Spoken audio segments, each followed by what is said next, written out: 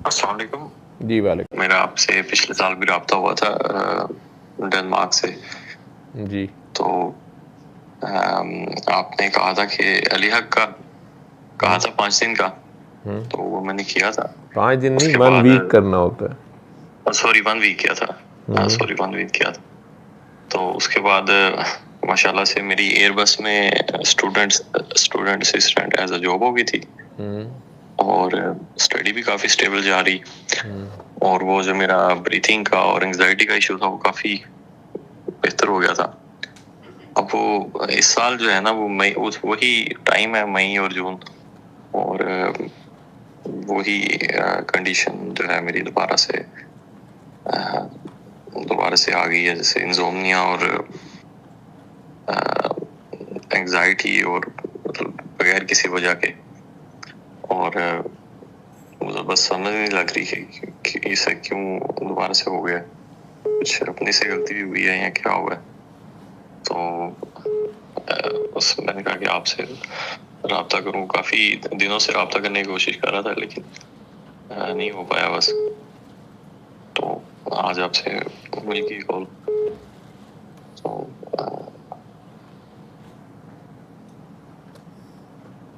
आपको क्या लगता है क्यों हो गया ऐसे? मैं अगर सोचूं तो हर दिन ही a man is challenged by his own fate at every moment, at every step he takes. वो तो एकदम गाफिल सो दम काफिर वाली काम है। तो पता नहीं कहाँ पे किस सांस से गफलत हो गई है। और कभी कभी वो भी हो जाता है कि ताड़ी मार उड़ाना बाहु हसी आप उड़न वाले हो, वो वाला भी कभी कभी इंतजाम हो जाता है। तो मैं बस कुछ अरसे बहुत यकसुई में चला गया था, और बहुत ज्यादा यकसुई होती थी। और जब यकसुई में गया तो उसके बाद ये मेरा दोबारा मसला बना कि जैसे कोई ना मुझे हटा रहा हो कि नहीं नहीं इस तरफ नहीं आना ज्यादा। और बाकी मामला, लेकिन अब बाकी मामला में भी ये कि मेरा थीसिस चल रहा है, लास्ट मेरा सेमेस्टर है यहाँ पे डीटीयू में। तो मैं उस तरह से नहीं पार्टिसिपेट कर पा रहा, ये हेल्थ इश्यूज की वजह से भी, जॉब पे भी। तो हालांकि रब का सारा फजल है, करम है, उसने यहाँ तक ले आया वो। लेकिन ये समझ नहीं लग रही कुछ कि हर साल जो है ये मई जून इस पे आके ना मुझे कुछ इस तरह के मसाइल हो जाते हैं। और जिक्र इज़कार का आपने मना किया था बिल्कुल भी, और वो नहीं मैंने किए। सूरह रहमान का आपने कहा था कि ये आपने नहीं करनी, और वो भी मैंने नहीं की। एक दिन एक दफ़ा मुझसे हुई है गलती, मेरी तबीयत बहुत ख़राब थी, तो मैंने कहा कि मैं करता हूँ, लेकिन वो तो मुझे ऐसे लगे जैसे मेरा हार्ट अटैक आ जाएगा, मैं मर जाऊंगा अभी। तो वो बहुत बुरा सा एक्सपीरियंस रहा मेरा। और माए नी में किनुआ का वो मैं सुन लेता हूँ अक्सर, उससे सुकून आ जाता है। लेकिन दुआ कराया करें आप दुआ करवाया मैंने करें। बड़ी कोशिश की अपने दोस्तों, मतलब एक दो दोस्तों को करवाई भी है। उनके जो इशूज चल रहा है और इस तरह के मामला आता है, लेकिन वो कोई करता है कोई नहीं करता। लेकिन मैं कोशिश करता रहता हूँ कि अगर कोई आए। मैंने अपनी आप ही को करवाई है, अपने 2 दोस्तों को करवाई है, और पूरी कोशिश से। और तो लेकिन पता नहीं, मैं अब मुझे बड़ी एक वो कहते ना लखा सा है पर रसीद कोई ना, वो रसीद भी कोई नहीं आती, और सांस भी जो है वो चलते जा रहे हैं। तो वो एक अजीब सी हिजर सा भी समझ नहीं आती, ना कोई मशूक है ना कोई लड़की है ना कुछ है, लेकिन हिजर अजीब सा महसूस होता रहता है।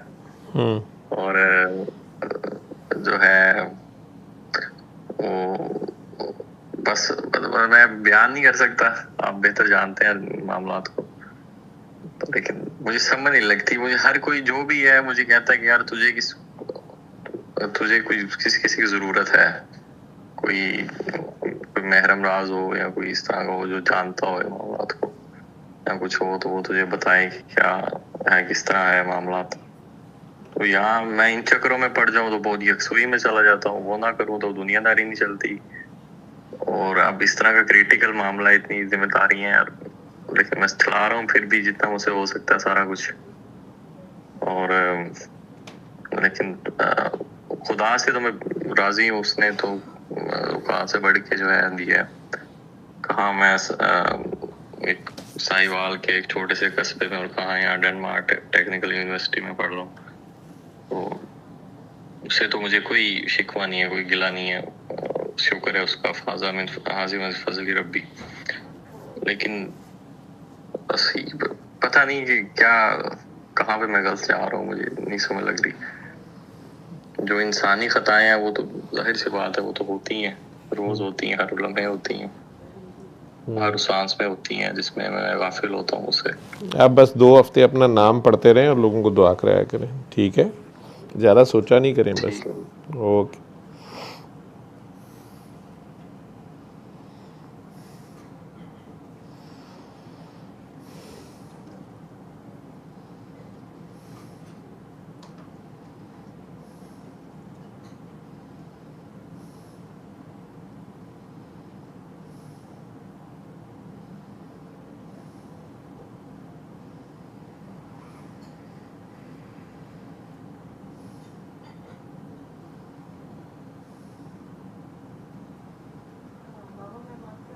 जी बिल्कुल करें जनाब। कल मैं बहुत अरसे के बाद ना कब्रिस्तान गई थी अपने वालिदैन की कब्रों पे जी। और मतलब नानियाल का भी बड़ा था कि आप वहाँ ज़रूर जाएं और चक्कर लगा के आएँ, क्योंकि मैं जब जाने का सोचती हूँ तो मेरी हार्ट बीट घर बैठे ही बहुत तेज़ हो जाती है, तो फिर वो मतलब मुझे वज़न सा भी फ़ील होता है और बस ऐसे होता है जैसे मैं जा नहीं सकूँगी। लेकिन कल जब मैं विज़िट करने गई हूँ उनको, तो एक तो ये कि थ्रू आउट सारा रास्ता मैं पैदल ही गई हूँ, इतना करीब नहीं था लेकिन थ्रू आउट पैदल गई हूँ। और वहाँ जब मैं गई हूँ तो मतलब सब कुछ ठीक रहा, और बल्कि पहले अपने वालिद की कब्र पे गई, फिर मेरी खाला और मेरी अम्मी की जो कब्रें हैं वो बिल्कुल साथ साथ में हैं। फिर मैं वहाँ पे गई, वहाँ पे मैं बैठ गई। दोनों जगह पे जब मैं गई हूँ तो मुझे बहुत सुकून एक तो फ़ील हुआ। सलाम भी दिया मैंने, आपका और बड़े बाबा का सलाम। और फिर ये कि वहाँ थोड़ी देर बैठी हूँ और फिर मैं घर के लिए निकल आई हूँ। तो कब्रिस्तान में जैसे होता है एक लंबा पाथवे होता है और फिर साइडों पे कब्रें होती हैं। जब मैं वापस आ रही थी तो वो जो पाथवे है जिस पे मैं दोबारा आने लगी थी, तो मैं वहाँ पे गिर गई हूँ। और मतलब गिरी मैं बहुत बुरी तरीके से थी कि लाइक जैसे कोई छोटा बच्चा भागते हुए जब आपको मतलब अचानक आप अपने ध्यान जा रहे हो तो वो आपको एक धक्का दे और आप वहाँ गिर जाएं। अब वो मतलब बिल्कुल अच्छा, उसके बाद ना मतलब पता नहीं है वो फ्यू सेकंड्स का ही वो होगा, लेकिन ये कि मुझे कुछ याद नहीं है कि मैं क्या सोच रही थी और क्या था और क्या नहीं था। और उसके बाद मतलब कि एक शख्स भी कोई दूर से भागता हुआ आया जो शायद मेरी मदद ही करने आया था। तो मैंने उसे कहा नहीं मैं ठीक हूँ। और फिर जब मैं खड़ी हुई हूँ तो आई रियलाइज़ कि मैं पहले से हल्की हो गई हूँ, और जो मेरे जिस्म में दर्दें भी हो रही थी वो भी नहीं हो रही थी। और फिर मैं वहाँ से मतलब वापस आ गई। तो मतलब ये एक बड़ी डिफरेंट सी चीज़ थी और डिफरेंट सा एक्सपीरियंस था कि वो मतलब क्या चीज़ थी क्या नहीं थी। मतलब मैं सोचती रही ये बात। इसी सीक्वेंस में जब मैं आ गई और फिर मैं रात को सोई भी हूँ तो मतलब इससे पहले ना एक काम नहीं हुआ मेरा। जब मैं लास्ट वीक भी आई थी तो मैंने आपको कहा था कि वो नहीं हुआ। अब मैं उसकी भी तलाश में थी कि वो मेरे से कोई गलती हुई है या कुछ ऐसा हुआ है जिस वजह से वो नहीं हुआ, या क्यों नहीं हुआ, या मैंने किसी का दिल दुखाया है या क्या है क्या नहीं। फिर मैं रात को मैंने देखा कि मेरी फूफो की बेटी हैं, उनकी 3 बेटियां थीं, अब 2 हयात हैं। और वो मतलब उनके साथ कुछ सालों पहले कोई एक ऐसी चीज़ हुई थी जो एक्चुअली तो मेरी छोटी बहन ने उनको कुछ कहा था, लेकिन मैं चूँकि उसके साथ थी तो मैं अपने आप को भी उस पार्टी में समझ रही हूँ या कुछ भी ऐसे है।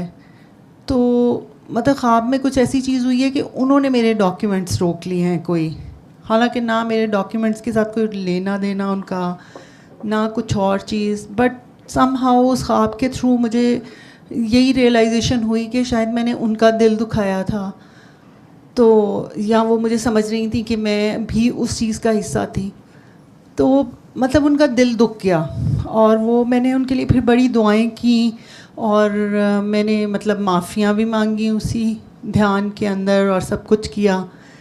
तो मतलब दुआ मेरे लिए तो जो है वो इतना सेंसिटिव सा सारा मामला है कि मुझे नहीं पता बाकियों के साथ भी ऐसे होता होगा। आप तो कहते हैं ना कि आज माफ़ कर दो यहाँ पे, वरना कल नबी पाक के सामने कैसे जाके वो कहेंगे कि मेरे बंदों को माफ़ कर दो। तो वो मेरे लिए तो ऐसे है कि जैसे जिन लोगों को मेरा माफ़ करने को दिल भी नहीं करता था वो तो मेरे घर ही आ गए थे। मतलब मैंने कहा अच्छा मैंने माफ़ कर दिया, अल्लाह मियाँ माफ़ कर दिया, तो मतलब वो साथ ही ऐसे कोई पक्का करने के लिए या कंफर्मेशन के लिए मेरे घर ही आ जाते थे और घर आके रहना ही शुरू कर दिया। और मैंने तो देखा है कि जिन लोगों को शायद जिन्होंने कभी मुझे तंग किया है या मैंने उनको तंग किया है, वो सब तो मुझे यहाँ पे मिले हैं या मुझे वो यहाँ नज़र आए हैं आपके पास आते हुए, तो वो तो बहुत एक और तरह की बात है। तो मैं तो ये सोच रही थी कि इवन आपका वो जो मतलब इतनी जल्दी आपका ख्याल पकड़ा जाता है या इतनी जल्दी इतना जो सेंसिटिव या क्विक रिस्पॉन्स है, वो सारी चीज़ जो है वो मेरे लिए बड़ी अजीब सी है कि अब कुछ सोचते हुए भी डर लगता है। और यहाँ वही वाली बात है कि हाँ, इतनी ज़्यादा जो मॉनिटरिंग सेंसिटिव मॉनिटरिंग है उसके अंडर रहते हुए शायद वो कुदरत आपको कहीं गलत रास्ते पे या डी ट्रैक होने ही नहीं दे रही है। और मतलब ये सारे मेरे एक्सपीरियंसेस हैं। और जो एक चीज़ मैं बहुत सोचती हूँ या जिसमें मुझे आपकी बाकायदा डायरेक्ट गाइडेंस चाहिए, वो मैं ये सोचती हूँ कि हम दुआएं मांगते हैं, डेली बेसिस पे दुआएं भी मांगते हैं, डेली बेसिस पे हम गलतियाँ भी करते हैं, हमारे से होती भी हैं और हमारे से होती भी आगे भी होंगी। लेकिन द पॉइंट इज़ दिस कि दुआ मांगते हैं, ख्वाहिशें भी होती हैं। अब बात ये है कि अगर हमारी ये ट्रेनिंग हो रही है ना, तो जाहिर है हमारी कहीं ना कहीं हमारे से छोटे लेवल पे बड़े लेवल पे कहीं पे भी कुछ भी काम लिया भी जा रहा है और लिया भी जाएगा।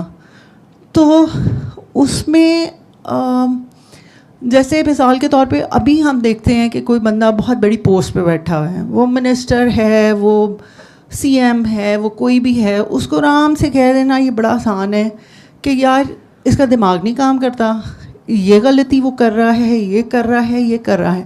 लेकिन जब आप किसी हायर पोस्ट पे बैठे होते हैं, वहाँ पे आपको लोगों की बददुआएं भी ज़्यादा लगनी हैं, आपसे ज़्यादतियाँ भी ज़्यादा हो जानी हैं, लोग भी आपसे ज़्यादा नाखुश होंगे।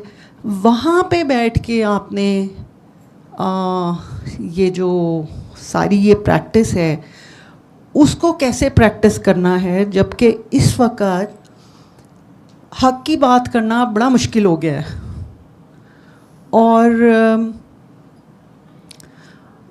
उस हक की बात पे खड़े रहना और उस हक की बात को कैसे डटे रहना है उस पे और कैसे उसको करना है,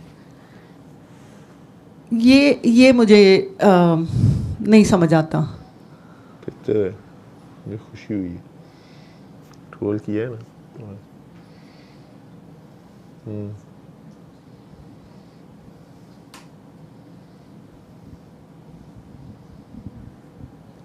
हक की कौन सी बात पे डटना चाहते हो, किसके सामने? बहन भाइयों के साथ, घर वालों के साथ, दफ्तर वालों के साथ? नहीं नहीं बाबा, वो वाली हक की बात नहीं। वो तो देखें वहाँ पे तो वहाँ और नौइयत का हक है, वहाँ पे तो झुक जाना हक है। मतलब अभी जैसे सुंदर ने अभी बात की ना कि कोई कह रहा था मतलब कोई जाहिर है आपके माँ बाप को कोई बुरा कह रहा है तो आप तो फ़ौरन उसके गिरेबान को ही पड़ जाते हैं ना। तो वहाँ पे मतलब हर चीज़ में नौइयत डिफरेंट है। मतलब जब मेरी वालदा की डेथ हुई है तो मेरे बहन भाई इकट्ठे होते थे। पहले तो 6 महीने साल चीज़ें ठीक रहीं, उसके बाद ये होता था कि सारी वो बंदर बांट शुरू हो जाती है कि अच्छा भाई अब ये है तो ये किसके पास है, चलो निकालो, दो करो, ये वो फलाना ढिमका। फिर वो एक घर था कॉमन प्रॉपर्टी, उस पर लड़ाइयाँ शुरू हो गई। अच्छा अब ये सारे लड़ते थे और मैं नहीं लड़ती थी, तो मुझे लगता था मैं ऑड मैन आउट हूँ। मैंने भी इनकी देखा देखी, मैंने भी बीच में कहना अच्छा मुझे ये नहीं मिला, मुझे ये नहीं मिला। लेकिन जब वो चले जाते थे तो फिर मैंने रात को रोना बैठ के उसके ऊपर। तो दानियाल ने मुझे देखा, कहता है आपको क्या प्रॉब्लम है, आप क्यों, आपके बहन भाई आते हैं तो मैंने इनको गुस्से नहीं देना, आप रोती हैं।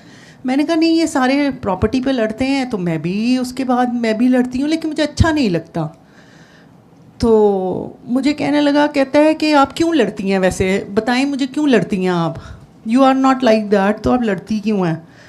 मैंने कहा यार एक्चुअली मैंने क्या करना है प्रॉपर्टी का, मैंने जो भी करना है वो तुम्हारे काम आएगा। तो ही सेड कि अगर पक्की बात आप मेरे लिए लड़ती हैं। मैंने कहा हाँ, और मैंने कहाँ ले जानी है? तो कहते कि फिर आप छोड़ दें, आप इस पर लड़ना छोड़ दें, बिकॉज़ आप ख़ुद कहती हैं कि आप मुझे यहाँ तक नहीं लेके आ सकती थी जहाँ तक आप ले आई हैं। तो अब अगर यहाँ तक ले आई हैं ना, तो आपको लगता है कि मैं इतना कोई अपाहिज हूँ कि मैं यहाँ से आगे नहीं जा सकता। एक ये चीज़ थी जिससे मुझे मतलब पे बैक किया कि यार आपकी वो जो ट्रेनिंग होती है वो आपको अल्लाह रिवॉर्ड कैसे करता है उसके ऊपर। हर चीज़ मटीरियलिस्टिक नहीं है। दूसरी चीज़ ये थी कि जब एक दफ़ा मेरे भाई बड़े हैं मुझसे, 7-8 साल बड़े हैं, मुझ पर बहुत गुस्सा किया उन्होंने। तो ये बीच में खड़ा हो गया और कहता है कि मैं आपको ना, मतलब ये हालांकि 7वीं 8वीं में था, और खड़ा हो गया कि मैं आपको शाउट नहीं करने दूंगा अपनी माँ के ऊपर। तो उसके बाद रो भी रहा था, वो भी रो रहा था, और मतलब I was also crying, my brother was trembling. तो मतलब अजीब ही वो फैमिली ड्रामा बना हुआ था कुछ। तो उसके बाद ना भाई ने भी इसको बड़ा डांटा और ये गायब हो गया पूरा, एक दिन घर से गायब हो गया, रात तक हमें मिल नहीं रहा था। खैर फिर मैंने इसको आराम से कहा, मैंने कहा मेरी बात सुनो, आइंदा के बाद मेरा बहन भाई मुझे गोली मार दें, तुमने बीच में नहीं आना जब तक मैं तुम्हें नहीं बुलाऊंगी कि तुम आओ और इनके लिए लड़ो या मेरे लिए लड़ो। तो मतलब उसका रिज़ल्ट ये निकला कि आज मेरे बहन भाई कहते हैं कि मेरा बेटा ज़्यादा अच्छा है, और अगर कोई बुराई है भी तो वो मेरे में है, and that is okay for me, कि वो हम बहन भाई हैं, हम आज नहीं तो कल वो भूल जाएंगे अपनी बात। तो वहाँ पे हक की बात नहीं है। जैसे मिसाल के तौर पे इसको दूसरी तरह से देखें, अब जैसे प्रेजेंटली हमारा जो जॉब सिनेरियो है, यहाँ पे ऊपर पोस्ट पे जो भी लोग बैठे हुए हैं, मतलब वो जैसे भी आए हैं हमारे लिए, वो चाहे जिसको हम कहें कि जी इसकी सिफारिश थी, इसके बाप का हाथ पड़ता था, इसके मियाँ का पड़ता था, या what ever, he has got this job, और बहुत सारे लोग आपसे आगे सीटों पे बैठ जाते हैं। But on the other hand जब हम देखते हैं तो अब ये जो दुआ वाले लोग हैं, हम लोग हैं, हमारी तो मोहरें कहीं और से लगती हैं, हमें तो कहीं और से बिठाया जाता है या नहीं भी अगर बिठाया जाता तो हमारी मोहर कहीं और से नहीं लग रही होती। तो वो ये वाली जो हक की एक जंग है या बात है, मतलब मिसाल के तौर पे अब एक छोटी सी बात है, पता नहीं मैं सही तरह कम्युनिकेट कर पा रही हूँ अपनी बात को या नहीं, लेकिन जैसे मैं मास्टर्स की कोऑर्डिनेटर हूँ।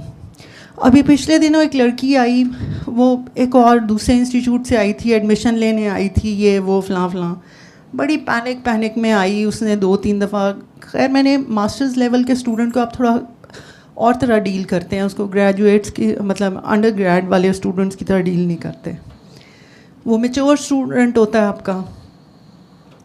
खैर उसको कोई चीज़ हुई, उसको मतलब एप्लीकेशन तक नहीं लिखनी आ रही थी। मैंने उसको 3 दफ़ा एप्लीकेशन लिख के दी, चौथी दफ़ा फिर उसने लिखी, फिर उसने गलत लिखी। तो मैंने इतना ज़रूर से कहा, मैंने कहा यार तुम्हें एप्लीकेशन नहीं लिखनी आती, तुम तो बैचलर्स करके आई हो ना। तो अच्छा वो अच्छी भली, वो वैसे अच्छी ब्रिलियंट लड़की थी, सारा कुछ था, बट वो चली गई और उसने एडमिशन नहीं लिया। अच्छा अब उसने एडमिशन नहीं लिया, आई फेल्ट सो बैड।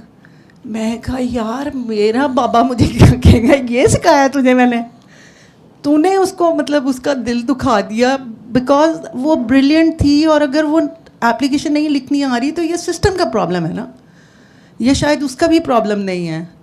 क्योंकि देन आई रियलाइज, जब when I started looking around, तो मैंने देखा कि सारे ही बैचलर्स के लोगों को और सारे ही मास्टर्स के मेजॉरिटी को, ख़ासतौर पे गवर्नमेंट इंस्टीट्यूट्स में नहीं आती है एप्लीकेशन लिखनी। खैर उसको बड़े सॉफ्टली मैंने 2-3 दफ़ा मैसेजेस किए, लेकिन वो अपनी अब उसमें थी ना, टहम है कि भाई अच्छा भाई मैं तो, मेरी तो बेइज्जती हो गई है तो मैं तो नहीं अब आ रही। फिर मैंने कहा अल्लाह मियाँ मुझे माफ़ कर दे, जहाँ मेरी गलती होगी अब इससे ज़्यादा मैं भी नहीं कर सकती, ठीक है हो गया तो हो गया, अब उसका नसीबा है। खैर शी केम आफ्टर 1.5 month। अब बड़ी सबमिसिव होके भी आई, बाकी लोगों को भी देखा ही होगी कि बाकी लोग तो ऐसे नहीं करते, या जो भी अल्लाह ने उसके दिल में डाला, बट शी केम बैक। और वो मुझे लगा कि वो मेरे दुआ के रिटर्न में जैसे आ गई।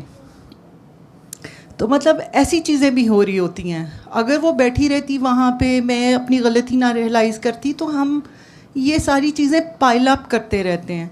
तो ये जो एक वर्ल्डली और एक ये जो स्पिरिचुअल लाइफ है, इसकी एक टगो वॉर है बड़ी स्ट्रॉन्ग किस्म की, उसमें सरवाइव करना। क्योंकि यहाँ से हम बाहर जाते हैं तो हम भी किसी पर ट्रस्ट नहीं करते, हम भी बात नहीं करते, हम भी शेयरिंग्स नहीं करते उस तरह से।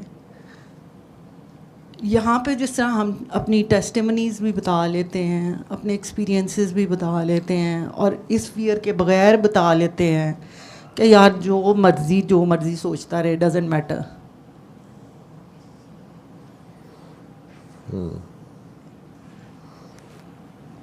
मैं तो सो रहा था बड़े आराम से जिस तरह आप सो रही थी जब मैं बोल रहा था।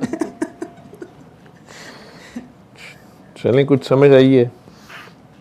बस डॉक्टर साहब कुछ समझने की कोशिश ही कर रहे हैं बस।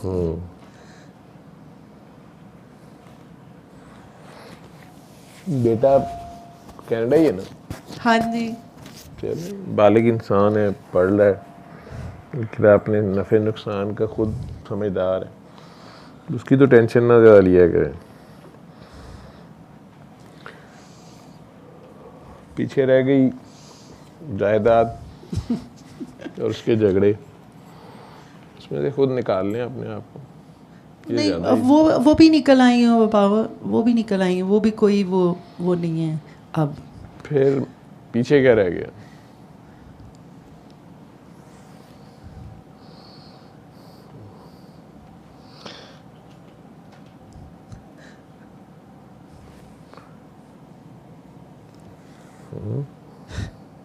बाबा पीछे कुछ नहीं रह गया, अब आगे ही आगे है। चलो ठीक। और किसी ने कुछ पूछना है? कौन जी?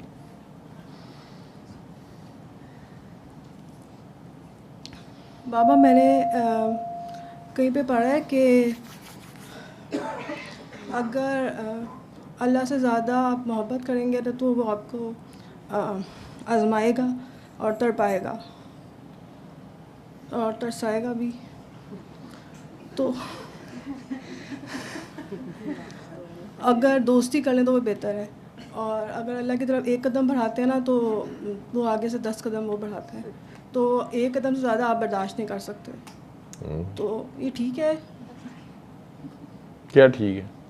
तो जो मेरी अंडरस्टैंडिंग है। तुम लोग आपस में बात करो, मुझे तो फुल मस्ती चढ़ी है, नींद आ रही है। मैं एम ही कह दूँ हाँ ठीक है, पता नहीं क्या पूछ रहे हो, दोबारा पूछो। सर वो कहते हैं कि अल्लाह से ना मोहब्बत अगर करे ना तो फिर वो उसमें आजमाइश आती है, वो फिर आपको बिल्कुल आती है। इसलिए कि मैंने पहले इसका जवाब दिया था जब मैं बैठा हुआ था कि 3 बंदे कहते हैं हम अल्लाह से मोहब्बत करते हैं। वो कहता है मैं ज़्यादा करता हूँ, कहता है मैं ज़्यादा करता हूँ, मैं ज़्यादा करता हूँ। ठीक है, अल्लाह मियाँ तीनों को एक ही टास्क दे देते हैं। ठीक, सरकार ने कहा लाओ भी अल्लाह के नाम पे क्या लाते हो। जिसके पास जो तौफीक थी अल्लाह की खातिर, कोई 1000 लाया, कोई 10,000 लाया, कोई आधा घर ले आया, कोई पूरा घर ही ले आया, कोई तलवार पकड़ के चुप खड़ा है। सारे आ गए, सारे खड़े हैं, वो खड़ा है चुप। मैंने कहा हाँ भी तुम क्या लाए हो? मैंने कहा जी यही मैं सोच रहा हूँ कि ये जान भी उसकी है, ये तलवार भी उसी की दी हुई है, हम देंगे तो क्या देंगे, वो लेंगे तो क्या लेंगे, तो ये सब कुछ तो उन्हीं का है, तो क्या दूँ मैं। तो अपनी अपनी अप्रोच है ना सारों की। अल्लाह के बंदे से मोहब्बत और अल्लाह से मोहब्बत एक ही चीज़ है। अल्लाह से बंदे से मोहब्बत किस लिए की जाती है? अल्लाह के लिए। इसलिए कि अल्लाह का बंदा है। अगर वो अल्लाह का बंदा है, अब दादा साहब की जगह पे किसी बादशाह का दरबार हो, जैसे जहांगीर का बादशाह का दरबार है, वो ज़रा आगे है उससे 2 किलोमीटर, वहाँ तो नहीं लोग ऐसे जाते। दादा साहब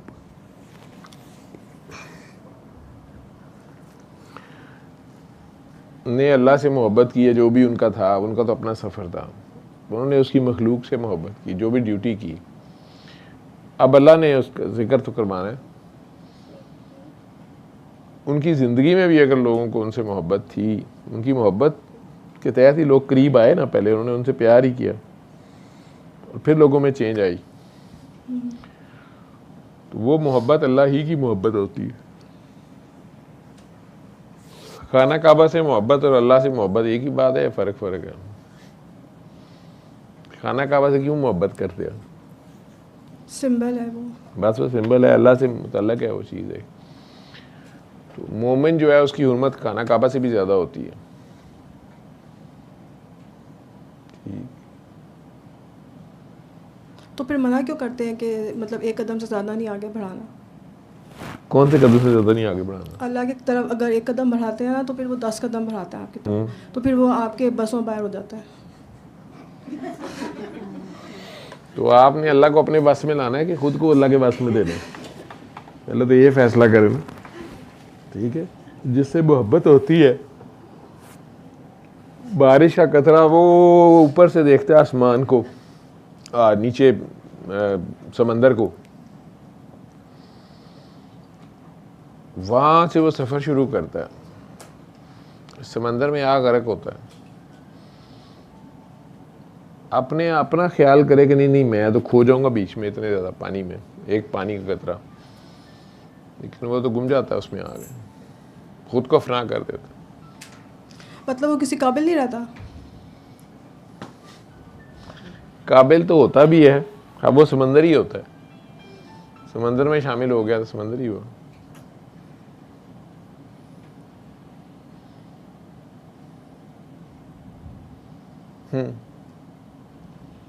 इतना सोच के तो इश्क नहीं होता।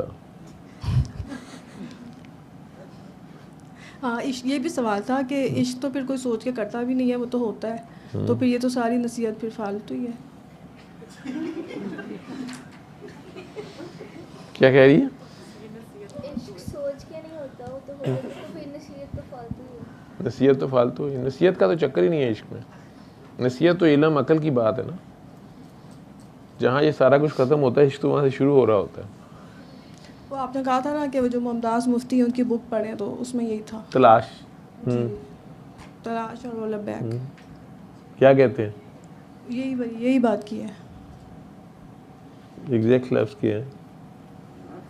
एग्जैक्ट लफ्ज़ यही है कि अगर एक कदम बढ़ाओगे तो फिर वो आगे से 10 कदम बढ़ाएंगे, फिर वो आपके लिए मुश्किल हो जाएगा।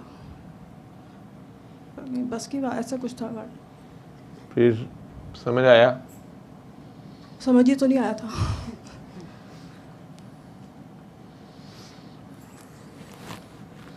चलो इश्क हो जाएगा तो फिर समझ आएगा।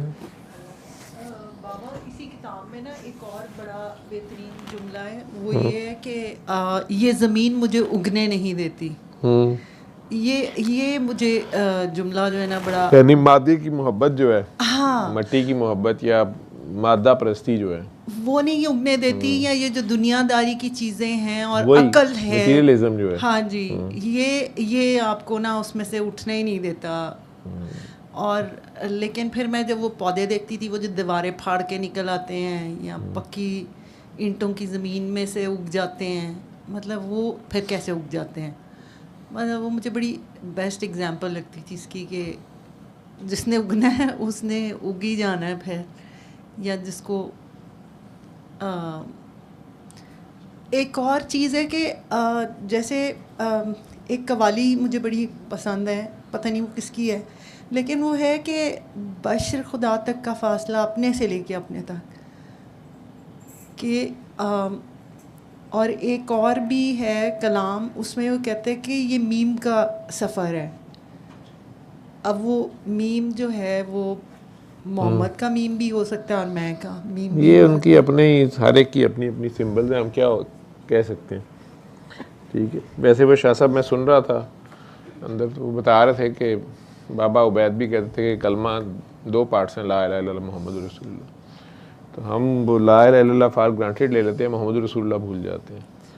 तो हमने सरकार के थ्रू उधर पहुंचना होता है या उनके पीछे रहना होता है। ठीक है, तब ये कंप्लीट होता है। वो कंप्लीट पढ़ने का नहीं, करने का नाम है कलमा ना। तो वो प्रैक्टिकल में अगर आप उस पर आ जाते हैं, उसी की तफसीर बन जाते हैं, फिर कंप्लीट होता है। तो मोहब्बत में, इश्क में हो सकता है, किसी को शदीद प्यार हो, किसी से ही प्यार हो, फिर ही हो सकता है। सोच समझ के, प्लानिंग से नहीं होता है।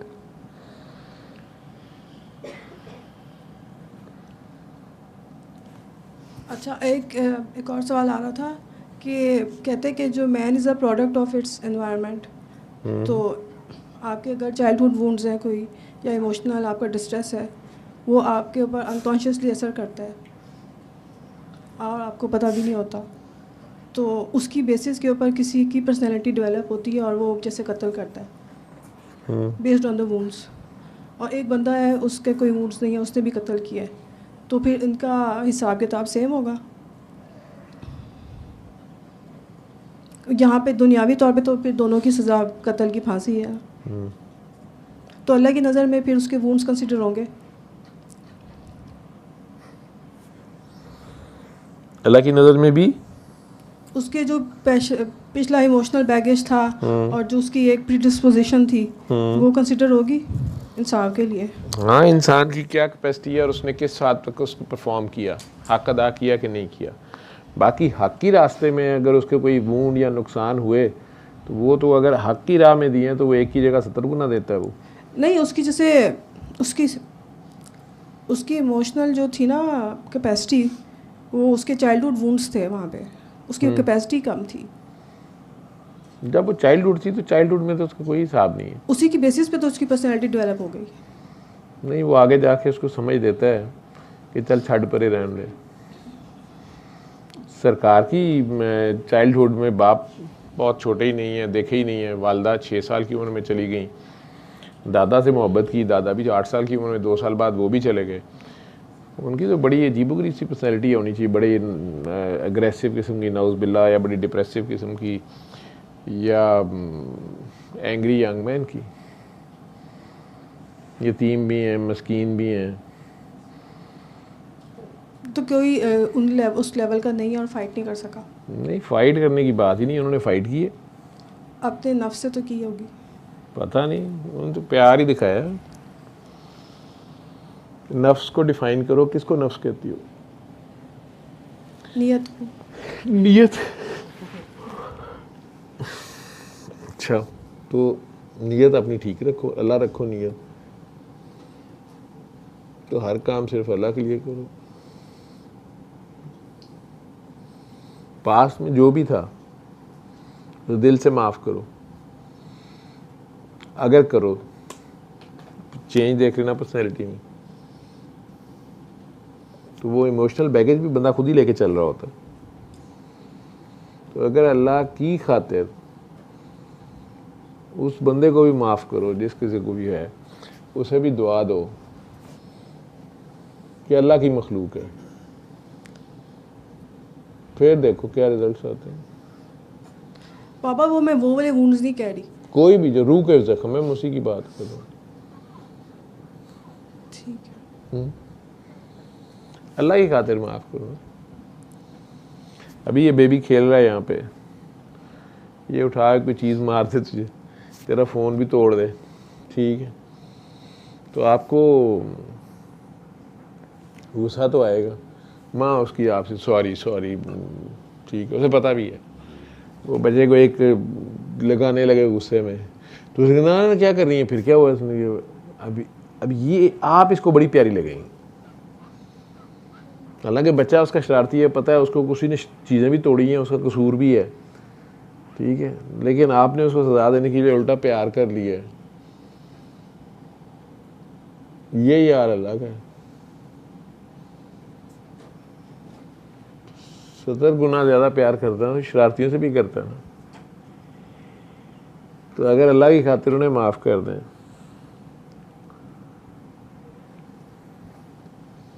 तो अल्लाह को प्यार आएगा कि नहीं आएगा?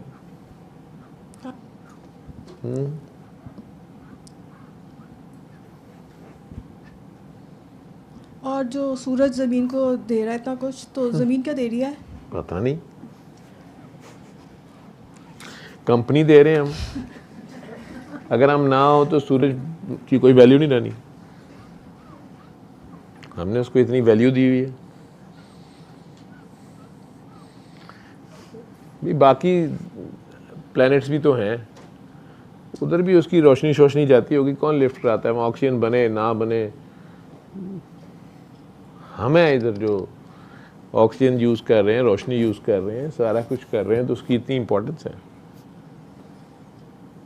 बाकी प्लैनेट्स पे किसी पे तो किसी ने टाइम का हिसाब नहीं रखा हुआ, ना मंथ्स का रखा हुआ है, ना छुट्टियों का रखा हुआ है, ठीक है, कोई किसी को लिफ्ट ही कोई नहीं, उसकी आया निकला घूमता पे, असी भी घूमने पे की करिए, साढ़े सिर सहन है। एक ज़मीन वाले हैं जो उसको देख के खुश होते हैं, उसको सेलिब्रेट करते हैं, आह जी आह कत्ती आ गई, कल पहली है।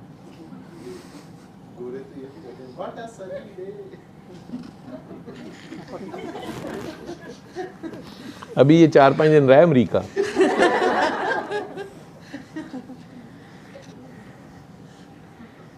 ठीक है, छड्डो पर ना सोचा नू किहड़े चक्कर पे हो, जिंदगी को एंजॉय करो। हर नया दिन नई जिंदगी होती है।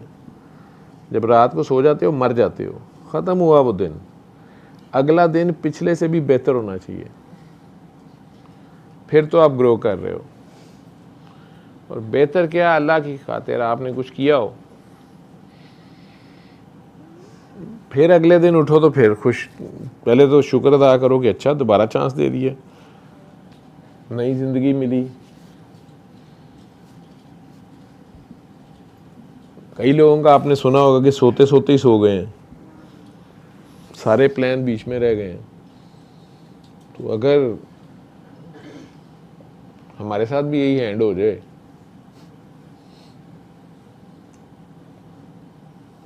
सारे काम बीच में ही सारा कुछ, तो रोज़ाना सुबह नई ज़िंदगी मिलती है, उसको नए सिरे से हंसी खुशी गुजारो।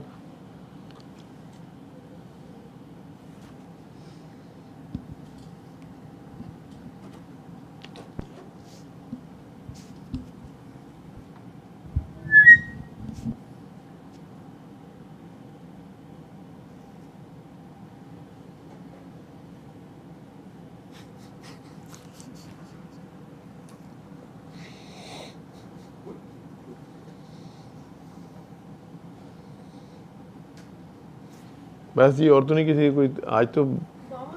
हाँ जी तुसी तो पूरी नींदर की है जी जी। वो नींद तो नहीं थी, वो तो बेहोशी थी, पता नहीं कौन सी। चले मज़ेदार होगी जो भी थी।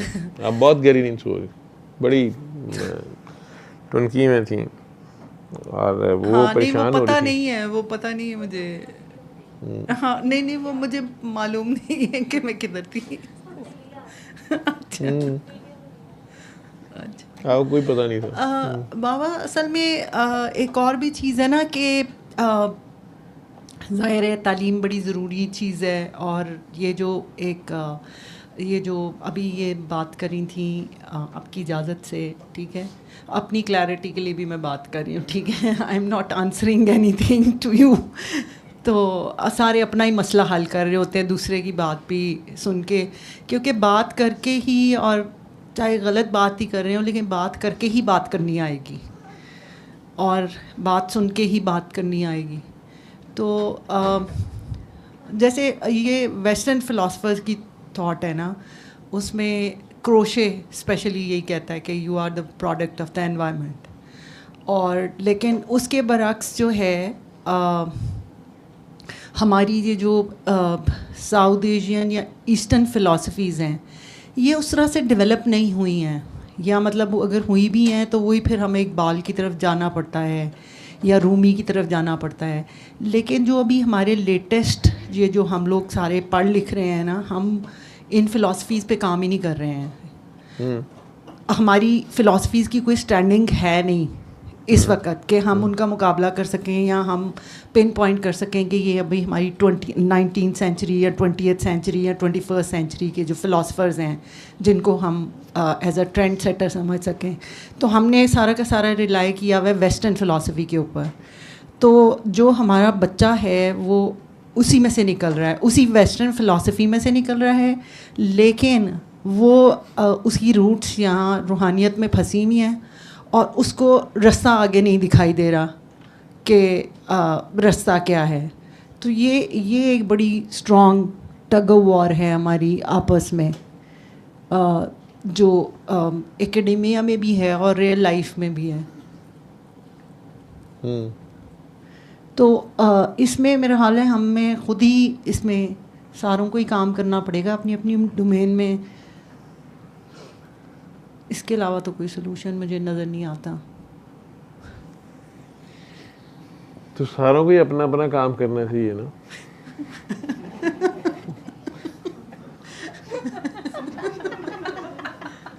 तो सादी सी बात है, सारे अपना अपना काम करें। हमारे हॉस्पिटल में मैं ये बात राउंड में कई बार बच्चों को कह रहा होता हूँ, तो कई बार मरीज़ साहब या उसके घर वाले बता रहे होते हैं कि चौकीदार भी गलत है, स्वीपर भी गलत है, नर्स भी गलत है, डॉक्टर भी गलत है, और उनसे पूछो तो वो कह रहे होते हैं मरीज़ भी गलत है, इसके घर वाले भी गलत है, अटेंडेंट भी ठीक नहीं है, अटेंडेंट ऐसे नहीं ऐसे होने चाहिए।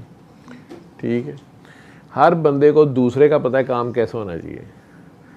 जो सब्ज़ी बेच रहा है वो वज़ीर आज़म पे कमेंट कर रहा होता है, वज़ीर आज़म चीफ़ ऑफ आर्मी स्टाफ पे कर रहा होता है, चीफ ऑफ आर्मी स्टाफ बेचारा गैर सियासी, वो कुछ नहीं कह सकता किसी को, चलो वो चुप रहता है। बाकी सारे जो हैं कौन है ये मीडिया वाले, वो कहें जी हर खबर पे नज़र, हमने अवाम को ज़रूर सच बताना है। ठीक, बग़ैर तस्दीक किए वो भी खबरें दिए जा रहे होते हैं। ठीक, फिर उन्हें हम जैसे बता रहे होते हैं मीडिया ऐसे नहीं ऐसे करना चाहिए। तो सारे अपना अपना काम से अगर काम रखें तो फिर तो मसला ही कोई नहीं। अल्लाह ने इंसान बनाया, चलें ऐसे कर लें, अल्लाह ने इंसान बनाया और सबसे ऊपर का दर्जा दे दिया, हमारे से ऊपर बस खुदा है। ठीक है, तो अब अगर सारे इंसान रहें, अल्लाह बनने की कोशिश ना करें, ठीक है, बड़े आराम से अगर इंसान रहें तो बड़े आराम से काम चल जाए। लेकिन यहाँ ज़्यादातर खुदा बनने की कोशिश करते हैं, वहाँ से काम ख़राब हो जाता। चाहे वो आपका घर हो, छोटी सी फैमिली हो, मियाँ साहब घर में अन्नदाता बन रहे हैं या बेगम साहब बन रही हैं, तो काम तो ख़राब हो जाता। मोहल्ले में एक बंदा ज़बरदस्ती 2-4 चैरिटी के काम करने के बाद कहे कि नहीं अब मैं ही बताऊंगा यहाँ से कौन गुजरेगा कौन नहीं गुजरेगा, कौन रहेगा कौन नहीं रहेगा, तो उसके खिलाफ रिएक्शन में फिर एक और पार्टी आएगी। गन पड़ गया ना। खैर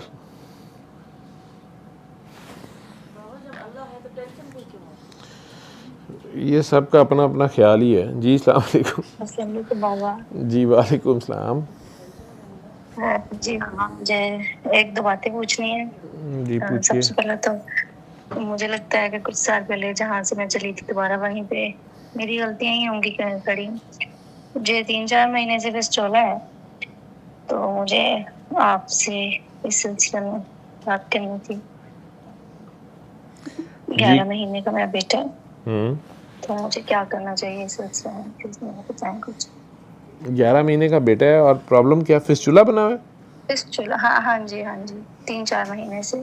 तो उसका ऑपरेट करवाना था, करवाया नहीं? नहीं, मैं मतलब मेरे लिए आपकी बात हर से आखिर होती है, तो मैंने कहा मैं जो आप कहेंगे वो कर लूंगी, इसलिए आपसे बात करूंगी। आपने शुरू की भी है सूरह रहमान के नहीं? बाबा मेरा आपसे राब्ता 5-6 साल पुराना है। तो पहले मैंने खुद अपने तौर पे सुनी थी, लेकिन जब मैं आपके पास आई थी फिर आपने मुझे नहीं कोई सुनने को कहा था। तो अब आप क्या कहते हैं, मुझे क्या करना चाहिए? अब 7 दिन सुनो उसको, दुआ करके पानी पियो। ठीक है बाबा, ठीक है, ओके ठीक है। बाबा एक दो और सवाल है, एक दो और सवाल है प्लीज। सबसे पहले मेरी अम्मी का सवाल है, वो अक्सर कहती हैं डॉक्टर साहब से रब्ता करो, मुझसे पूछ के बताओ। वो कहीं जब जाती हैं, जैसे कोई मिलाद शरीफ हो या कोई फौतगी हो जाए, जैसे वो पढ़ रहे होते हैं कुछ चीजें ना, तो वो हमें तो मना है, क्योंकि हम तो आपके भी जैसे आपने कहा हम तो नहीं पढ़ते, तो वहां जाके हमें क्या करना चाहिए? का मकसद ये है पढ़ लें, उसमें पढ़ें, उस पर अमल भी करें, उसका सदका खैरात साथ ज्यादा कर दें। नहीं मेरा बाबा, मेरा सवाल ये है कि वहां जब जाते हैं हम, वहां जब सब पढ़ रहे होते हैं या कुरान खुआने के लिए हमें बुलाता है कि हमारे घर आए, हमने सुपारे पढ़ने हैं, तो हमें वहां जाके कंफ्यूजन ही होती है कि अब हम पढ़ें या ना पढ़ें, या कोई पहला कलमा पढ़ रहे होते हैं, तीसरा कलमा जहाँ फौतगी पे चले जाते हैं कोई कुलों पे, तो तब हमें क्या करना चाहिए? क्या हमें बैठे रहना चाहिए या हमें पढ़ लेना चाहिए? उन लोगों के लिए, वो अपने लिए तो नहीं होता, लेकिन हमें खुद नहीं समझ, क्योंकि हमें तो मना है, तो हम इसी कंफ्यूजन में होते हैं। अम्मी मुझे अक्सर कहती हैं कि बाबा से पूछ के बताओ मुझे, मैं बहुत कंफ्यूज होती हूँ जब मैं कहीं जाती हूँ ऐसे, कि अगला बंदा मेरे सामने लाके वो जो पढ़ते होते हैं गुटलियां वगैरह रख देता है, या कहता है ये इतना इस बार आप पढ़ लें, तो वो समझ नहीं आ रही होती, तो वहां क्या करना चाहिए?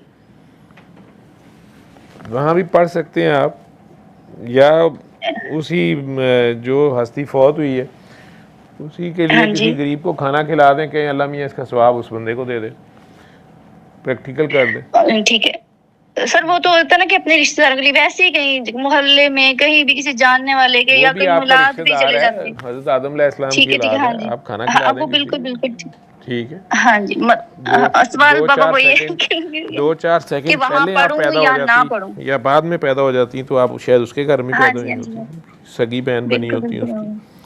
हाँ जी बिल्कुल ठीक है। तो बाकी आपने पढ़ना है तो आप पढ़ दें, अगर तबीयत खराब होती है फिर ना पढ़ें। मना उस वक्त किया था जब आपके सिम्टम्स, कई साल पहले की बात है, रजत के थे। हाँ जी जी बिल्कुल, उस वक्त मना किया था और बड़ी मुश्किल से मना हुई थी, आप सारे तजर्बे करके। तो अब जो है वो अगर तो पढ़ा जाएगा आराम से, तो उसके तर्जुमे पे ही गौर करें, उस पर अमल करें, नहीं तो प्रैक्टिकल कर लें।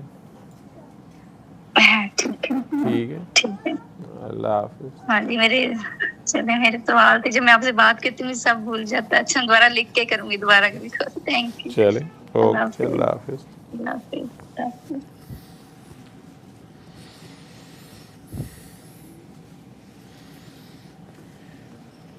आ गई गाड़ी,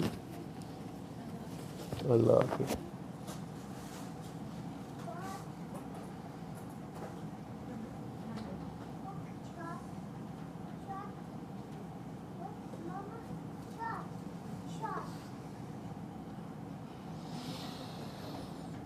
जी जी जी जी। नेक में पेन है मेरी काफ़ी, वो बहुत पहले से हो रहा है, पहले भी थी। और उसने मुझे जब एक्सरे किया था और तो उसने मुझे कहा था कि आपके गुरु का फ़ोन आ गया, उसका सुन लें। जी अस्सलाम वालेकुम। हेलो जी सर, अस्सलाम वालेकुम। जी वालेकुम सलाम। सर एक टेस्टिमनी शेयर करनी थी। जी सर फैसलाबाद कार्डियोलॉजी हॉस्पिटल में एक डॉक्टर साहब ने मरीज जिनको स्टंट का मसला था, तो उनको सूरह रहमान की जब थेरापी करवाई गई तो 7 दिन बाद जब जी सर, जब उनको डॉक्टर ने सर सजेस्ट किया बाईपास, एक सर यहाँ पे कार्डियोलॉजी हॉस्पिटल में। आप पहले पास से अपने फ़ोन दूसरा जिस पे आवाज़ आ रही है वो बंद कर लेना। जी हो गया सर। उसकी वॉइस बंद तो कर। सर वो जी तो सर उन्हें दुआ करवाई गई और साथ में 7 डेज सूरह रहमान थेरापी करवाई गई। तो 27 को उनका ऑपरेट था। तो जब ऑपरेट के लिए गए तो डॉक्टर्स देख के हैरान रह गए कि ये तो जो वेन्स होती हैं ये सारी बंद हैं और ये तो बाईपास की तरफ जा रहा है केस। तो वो कह रहे थे कि 15 साल में पहली मर्तबा ऐसा हुआ है, हमारे पास पेशेंट ऐसा हुआ है कि उसका बाईपास की जगह पे उसके स्टंट जो है वो हुए हैं, 2 स्टंट डले हैं। मीन के वो 7 दिन जब उन्होंने थेरापी की और दुआ की, उसके बाद उनका ये इतना बड़ा जो ऑपरेशन बाईपास की तरफ जा रहा था, वो डॉक्टर खुद परेशान हो गए कि ये कैसे हो गया, कि आपने क्या किया है। तो उन्होंने उनको यही बताया कि मैंने तो कोई मेडिसिन नहीं ली, जो आप लोगों ने मुझे बताया मैंने वही किया है और साथ में सूरह रहमान की थेरापी की है।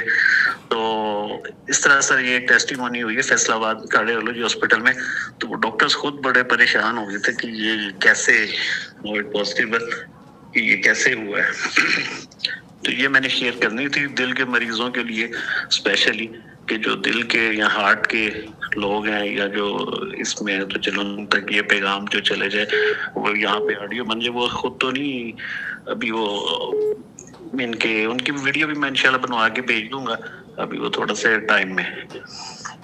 चलो ठीक है माशाल्लाह। जी जी जी। अगर जी डूब सर। के सुन लेते तो वो 2 स्टैंडों की जरूरत भी नहीं पड़ती होती। बस सर वो थोड़ा सा उनका था, ये वो उनके मुंह से ही अल्लाह ने निकलवा दिया था जो थी बात।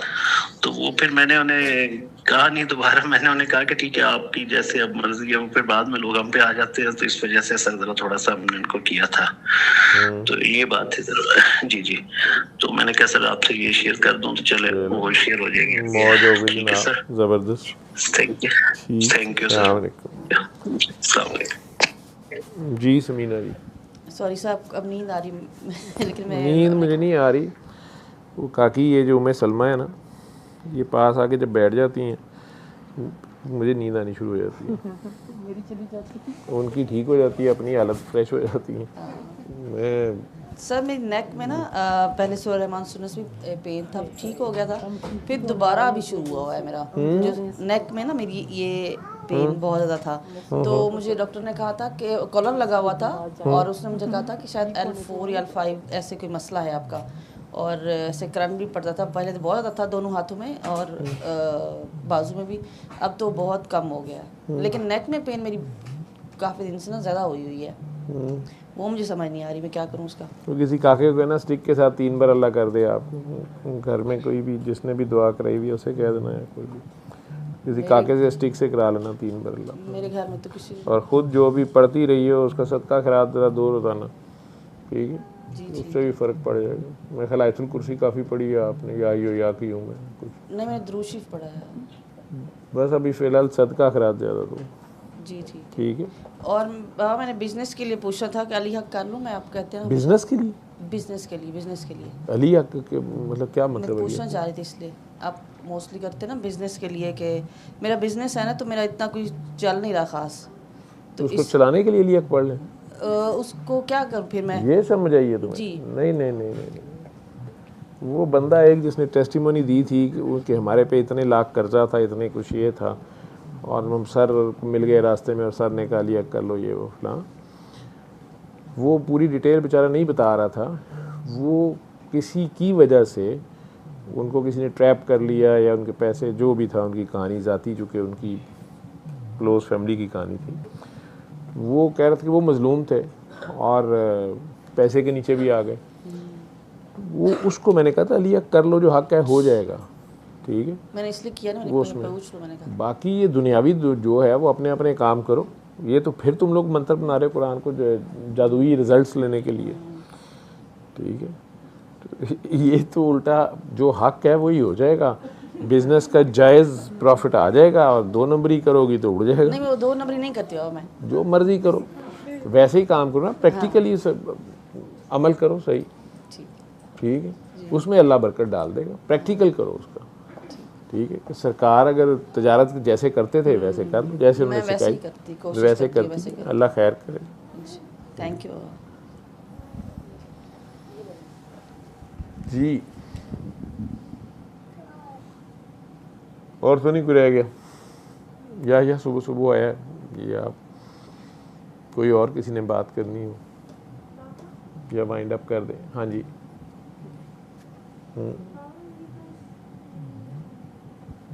हेलो, मेरे पास रिव्यू देना था। आपने मुझे बुक कही थी तलाश बाय मुमताज़ मुफ्ती, जो मेरा बुक रीडिंग मसला था।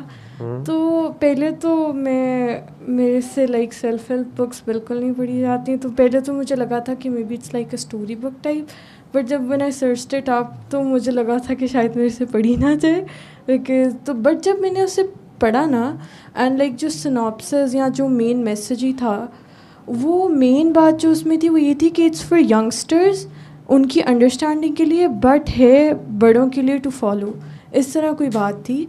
और थ्रू आउट जो मेरा एक्सपीरियंस है, अभी मैंने पूरी नहीं पढ़ी, हम like 100 pages in, 100-ish pages पढ़े मैंने उसके, बट सो फार वो इतने प्यार से लिखी हुई है।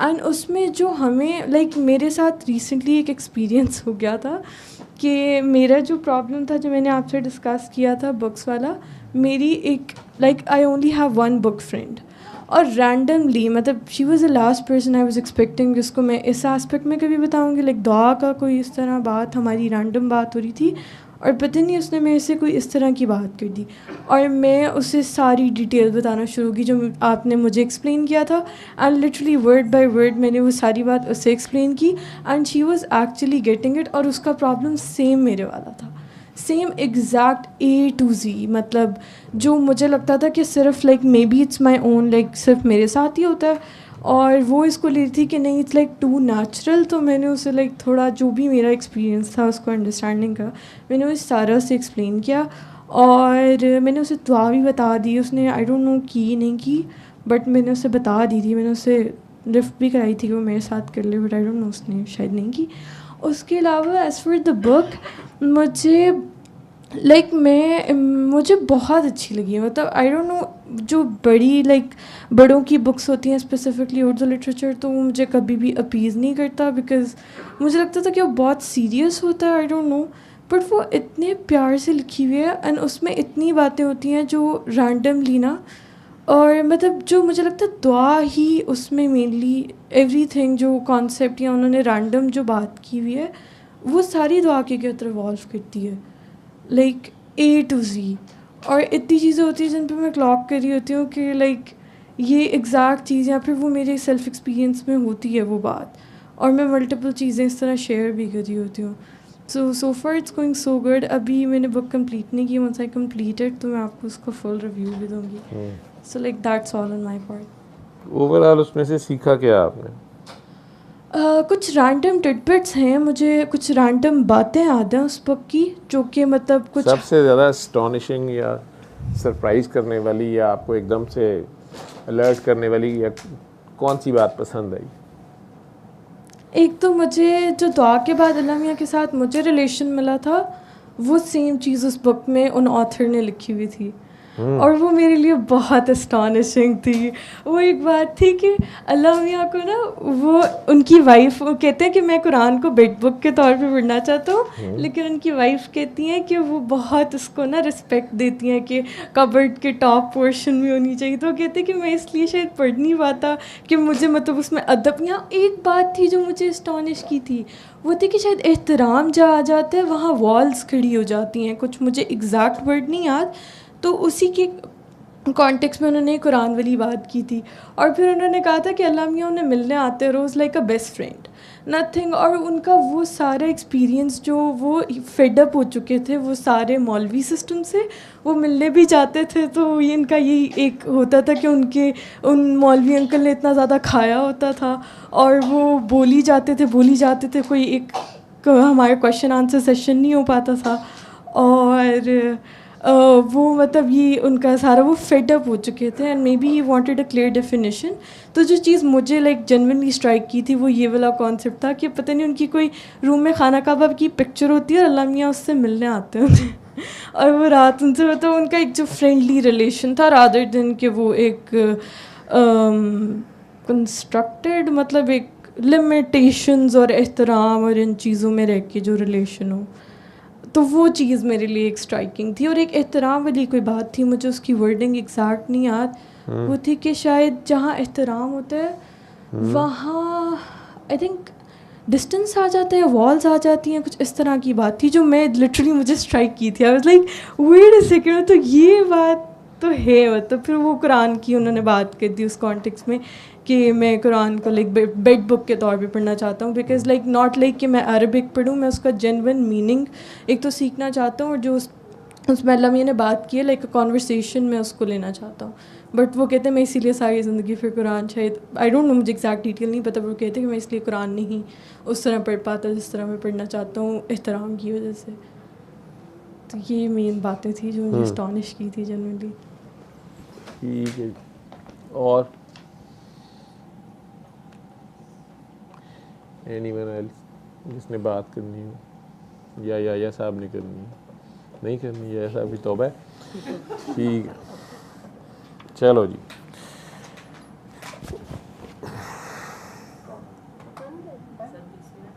हम्म, 7:20 हो गए हैं। ज़िरवा का है, जुहेब है।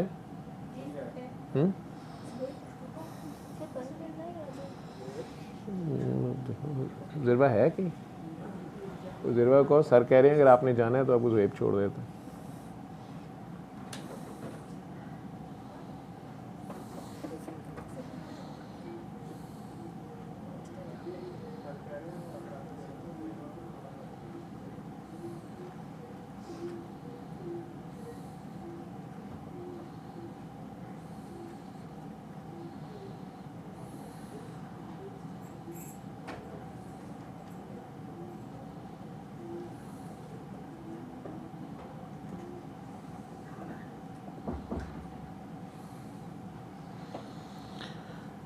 जी अस्सलाम वालेकुम।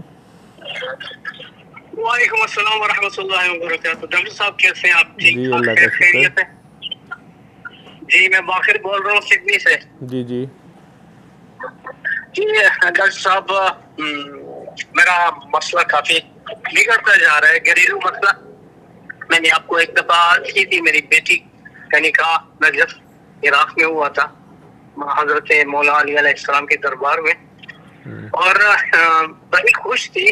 फिर उसके बाद उसका मालूम नहीं क्या हुआ, वो कहता है निकाह तोड़वा दो।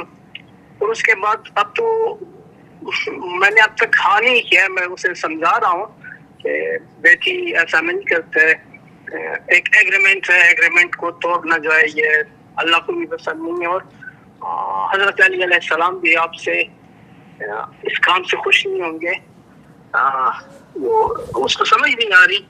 और फिर मेरे भी मतलब ज़हनी और एंजाइटी और डिप्रेशन का मसला है जो शदीद से शदीद उस वक्त हो जाता है जब मैं अपने घर वालों के लिए, अपने फैमिली के लिए कुछ नहीं कर सकता। तो आजकल ऐसा ही सिचुएशन है मेरे ऊपर। घर में ऐसा लग रहा है कि उसने ये घर छोड़ के किसी मज़ार पे, किसी दरबार, अल्लाह के वली के दरबार पे चला जाऊं तब मुझे सुकून मिलेगा। इतना बेसुकूनी है डॉक्टर साहब, इतना बेसुकूनी है कि अपने आप से मुझे घिन आ रहा है, अपने आप से मुझे नफरत सी हो गई है और इतना गिल्ट बढ़ गया है, इतना गिल्ट बढ़ गया है कि बस गिल्ट आपको ये क्या कहती है उन्होंने जाना?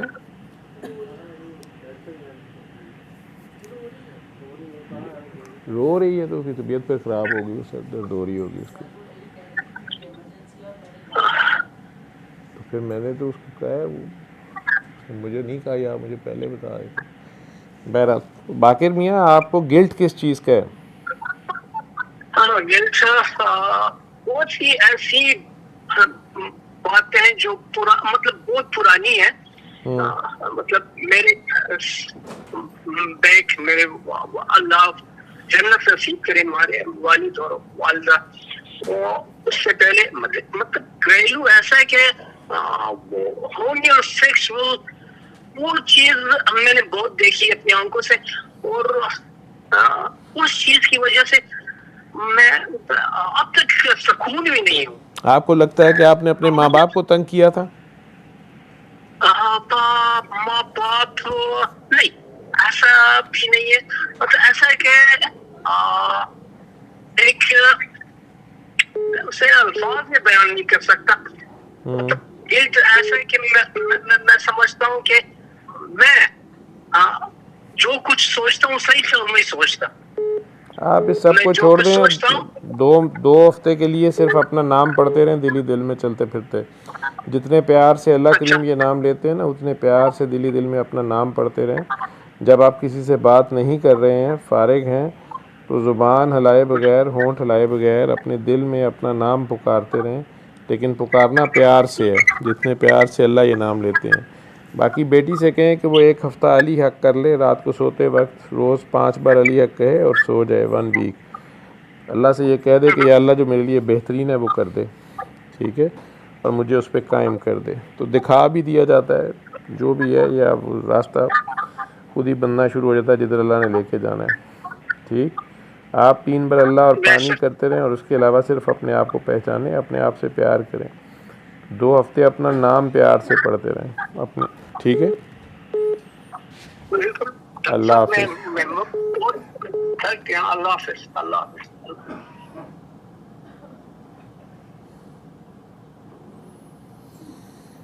अल्लाह हाफ़िज़ जी।